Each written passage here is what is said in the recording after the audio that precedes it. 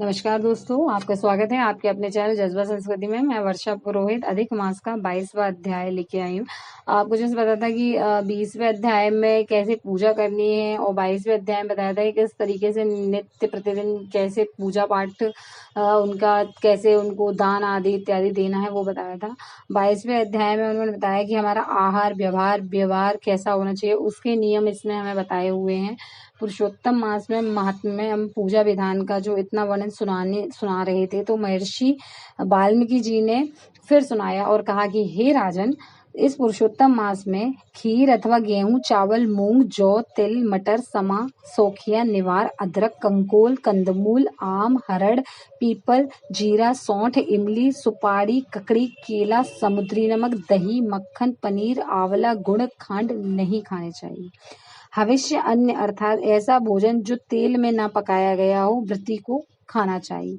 सब प्रकार के आमिष पदार्थ, उड़द, मधु, बेर, राई, मादक वस्तु, मांस, दाल, तिल का तेल, कीड़ों का खाया, लोहा का लगा, भावना से दूषित बनाने में दूषित अन्न अथवा दूसरे का हिस्सा ना खावें।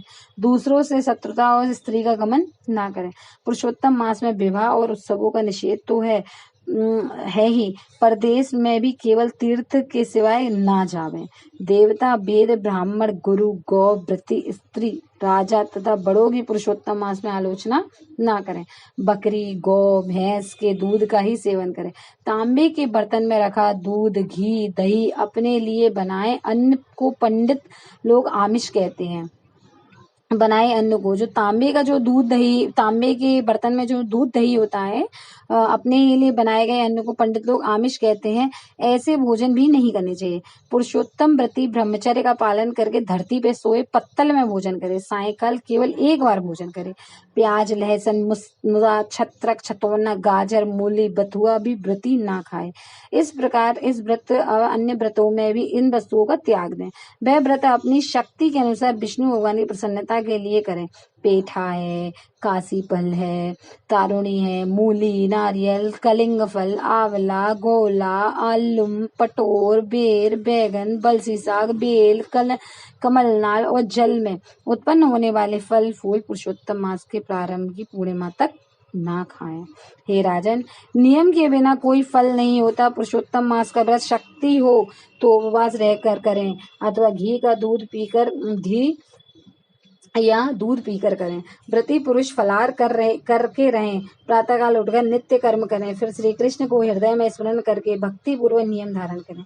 श्रीमद् भागवत कथा सुनाते समय इस मास में भागवत कथा सुन सकते हैं। इस मास में आप लोग श्री पुरुषोत्तम मास में 1,10 तुलसी से शालिग्राम भगवान का पूजन करने से अन्य पुण्य और मोक्ष प्राप्त होता है।